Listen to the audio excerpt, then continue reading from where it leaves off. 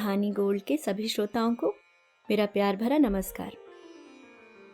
आइए दोस्तों, सुनते हैं सुविख्यात लेखिका पद्म श्री से सम्मानित हम सबकी चहेती मालती जोशी जी की लिखी कहानी अनुबंध। गेट खोलते हुए सावली ने देखा बा साहब रोज की तरह बरामदे में बैठे अखबार पढ़ रहे हैं। उसने दबे पांव सीढ़ियां चढ़कर बरामदा पार करना चाहा, पर उन्होंने आहट पा ली। आ गई बेटा। अखबार परे करके उन्होंने स्नेह सिक्त स्वर में स्वागत किया। हाँ बा साहब, सावली ने संक्षिप्त सा उत्तर दिया और भीतर खिसक ली। रुक जाती तो पूरा आधा घंटा बर्बाद होता। अखबार की पूरी खबरें सुनने के बाद ही उसे छुट्टी मिलती। बा साहब को अकेले पेपर पढ़ने में मजा नहीं आता, सामने कोई सुनने वाला भी चाहिए। सांवली बड़ी तेजी से भीतर गई थी, पर दूसरे ही क्षण लौट आई। बा साहब, आज आपने नाश्ता किया? किया तो था शायद। किया था तो प्लेट कहाँ है? वहां तो सिर्फ रात के खाने भर के बर्तन रखे हैं। तू क्या रोज बर्तन गिनकर मांजती है? गिनती के तो बर्तन निकलते हैं। अलग से थोड़े ही गिनती हूं, एक भी कम हो तो पकड़ में आ जाता है। बस आप खिसियानी सी हंसी हंस दिए। तू तो पूरी जासूस है रे, पुलिस में भर्ती हो जा। बर्तन मांजकर जिंदगी खराब क्यों कर रही है? पहले ये बताओ, नाश्ता क्यों नहीं किया? तबीयत तो ठीक है? तबीयत तो ठीक है बाबा। वो क्या हुआ कि कल डबल रोटी लाना भूल गया। सोचा रात की रोटियां हैं अचार के साथ, दूध के साथ खा लूंगा। फिर क्या, खाने बैठा तो खाया ही नहीं गया।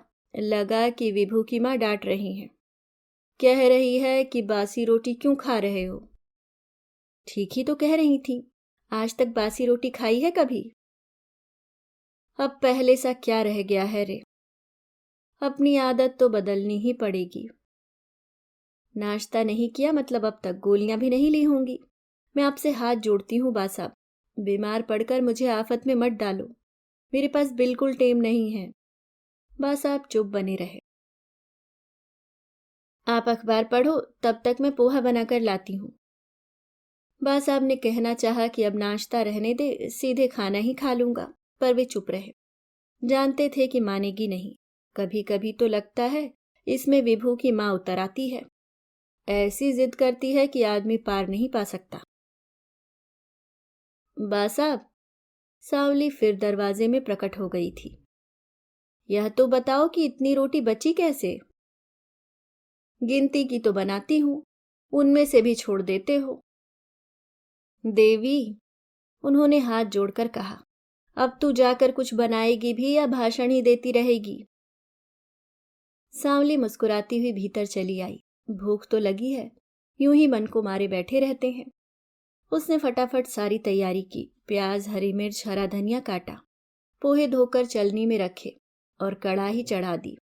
भीगे हुए पोहों पर शक्कर, नमक, हल्दी, मिर्च बुरकने के प्रयास में जैसे ही लाल मिर्च का चम्मच उठाया, उसका हाथ रुक गया। लगा जैसे माँ साहब डांट रही हैं, छोरी कितनी मिर्च भसक रही है, उनके पेट में आग लगा देगी क्या? जानती है ना, जरा से में उन्हें आ हो जाती है। सांवली मन ही मन मुस्कुरा दी। माँ साहब सिर्फ बा साहब को ही डांटती हैं, ऐसा नहीं है, सांवली को भी नहीं बख्शती। रसोई से उठती सुगंध बा साहब को भीतर खींच लाई। दो चार कौर खाते ही उनकी आत्मा तृप्त हो गई। चेहरे पर परितृप्ति सी छलकने लगी। सांवली, तेरे हाथ में तो बिल्कुल उसके जैसा स्वाद है रे। उन्हीं से तो सीखी हूं बा साहब। विभू की बहू पोहा कैसे बनाती है पता है? सांवली को सब पता है, बीसियों बार तो सुन चुकी है, लेकिन हर बार नए सिरे से सुनना ही पड़ता है। अरे हल्दी कुकू जैसा तो नमक मिर्च छिड़कती है, तेल तो कहीं नजर नहीं आता। पता नहीं पानी में छोंकती है कि क्या करती है। ऊपर से खूब धनिया खोपरा सजा देगी। अरे उससे कहीं स्वाद आता है? भीतर तो भूसा ही है ना। बा साहब, अब आपने जिंदगी भर माँ साहब के हाथ का खाया है, उनका सा स्वाद ये आजकल की बहुएं कहाँ से लाएंगी? सीख तो सकती है ना। माँ के पेट से तो कोई सीख कर नहीं आता, सब यहीं आकर सीखते हैं। तू भी तो सीखी गई है कि नहीं? पर वे तो अपने आप को 30 मार खा समझती हैं ना। न ढंग का पकाएंगी, न नया कुछ सीखेंगी। मुझे तो कभी कभी विभू पर बड़ा तरस आता है। पता नहीं कैसे खा लेता है। न खाएं तो क्या करें, जिंदगी भर का साथ जो है। हाँ, सो तो है। पोहे की प्लेट उठाकर सावली किचन में चली आई। यहाँ आए आधा घंटा हो गया था और अभी सारा काम बाकी था, इसलिए वह दूसरे दोनों घर निपटाकर ही यहाँ आती है। इस घर में काम तो ज्यादा नहीं है, पर बातचीत में ही समय निकल जाता है। बा साहब बेचारे आस लगाए बैठे रहते हैं। 5-10 मिनट उनके पास बैठना ही पड़ता है। उसने कई बार कहा भी, बा साहब घर में बैठे बैठे बोर होते हो, शाम को कहीं निकल जाया करो ना। इतने तो जान पहचान वाले हैं, नातेदार हैं। पहले तो यहाँ होटल की माफिक दिन भर चाय का पतीला चढ़ा रहता था। ऐसे तुम भी कहीं कहीं जाया करो। नहीं रे, जाने की इच्छा नहीं होती। कहीं भी जाता हूं तो लगता है सब पर भार हो रहा हूं। हर कोई यही कहेगा, यहाँ अकेले क्यों पड़े हो? विभू के पास मुंबई क्यों नहीं जाते? अरे यहाँ पड़ा हूं तो किसी का क्या लेता हूं, अपने घर बैठा हूं, अपनी पेंशन खाता हूं। पर लोग हैं कि लोग बाग बुरे मन से नहीं बोलते बा साहब। बुढ़ापे में आप एकले पड़े हो ना, इस वास्ते ऐसा कहते हैं। अरे तो वहां कौन सा मेरा संगी साथी बैठा हुआ है? सुबह 8 बजे तक पूरा घर खाली हो जाता है। दिन ढले सब लोग लौटते हैं। आते ही बेटा अखबार लेकर बैठ जाता है, बहू रसोई में लग जाती है, बच्चे टीवी में घुस जाते हैं, रात को बच्चे पढ़ाई में लग जाते हैं, बेटा बहू टीवी के सामने डट जाते हैं। मैं फालतू सामान की तरह एक कोने में बैठा रहता हूं। यहाँ कम से कम तू ढंग का बनाकर खिलाती तो है। वहां तो सुबह हाबड़ तोबड़ में जो कच्चा पक्का बनाकर जाती है वही 12 बजे खाता हूँ। गरम करने तक का मन नहीं होता। और खाना भी क्या, वही सब्जी रोटी, दाल चावल तो सिर्फ रात को ही नसीब होते हैं। सांवली जब जब ये किस्सा सुनती है उसका मन कैसा तो हो आता है। कैसी भरी पूरी थाली परोसती थी माँ साहब। कुछ दो ही प्राणी थे, पर उन्होंने कभी कोई कोर कसर नहीं की। पति को राजा की तरह रखा था उन्होंने। अब बेचारे दाल चावल को तरस गए हैं। तभी तो उससे ये काम नहीं छूटता। उसके घर वाले तो खूब नाराज होते हैं। ये डोकरा छोरे के पास क्यों नहीं जाता, बेफालतू में यहाँ पड़ा है। अब वह किस किस को समझाए कि डोकरा यहाँ क्यों पड़ा है, बेटे के पास क्यों नहीं जाता। और ये सब बातें कोई समझेगा भी नहीं। उसे तो खुद कभी कभी आलस आने लगता है। सिर्फ 2 रोटियां डालने के लिए शाम को उतनी दूर जाना खूब अखरता है। पर हर रोज जैसे कोई खींचकर उसे ले जाता है। सांवली, इन्हें यहाँ तेरे भरोसे ही छोड़ा है, उन्हें परेशान मत करना। राखी के दिन खूब झमाझम पानी बरसा। घर में मेहमान भी थे। सांवली गोल कर गई। तीज त्योहार पर छुट्टी लेने का तो सभी को हक बनता है। दूसरे दिन जैसे ही उसने भीतर पांव दिया, लगा जैसे तस्वीर में जड़ी 2 आंखें उस पर अंगारा बरसा रही हैं। वाह, सांवली खूब साथ निभाया। त्योहार के दिन अपने बासाब को भूखा रखा। उसने भीतर जाकर देखा, सच ही था। सिंक में केवल चाय के बर्तन थे और चाय भी शायद 4-5 बार बनी थी। गैस पर कुकर था जिसमें दाल चावल पकाने की कोशिश की गई थी, पर बर्तन टेढ़े हो जाने के कारण पानी बह गया था। दाल चावल आधे पके और आधे कच्चे रह गए थे। बा साहब, कल घर पर खाना क्यों बनाया? कल तो राखी थी। हर साल आप बुआ जी के यहाँ जाते हैं ना? अरे उसकी बहू की जच की हुई है, बेचारी वैसे भी परेशान है। तो क्या हुआ, घर में खाना तो बना ही होगा, आप अकेले ही भारी पड़ जाते क्या? शाम को राखी बंधवाने गया था, तब वहीं से खाकर आया था। वाह, राखी के दिन भाई को खाना खिला दिया तो जैसे बहुत बड़ा एहसान कर दिया। राखी बंधाई का कड़कदार नोट भी तो मिला होगा। सावली का मन जो अब तक अपराध बोध से ग्रस्त था, अब बुआ जी के प्रति आक्रोश से भर उठा। माँ साहब थी तब कैसे कैसे भागकर आती थी। हर महीने पूरा परिवार किसी न किसी बहाने जिम कर जाता।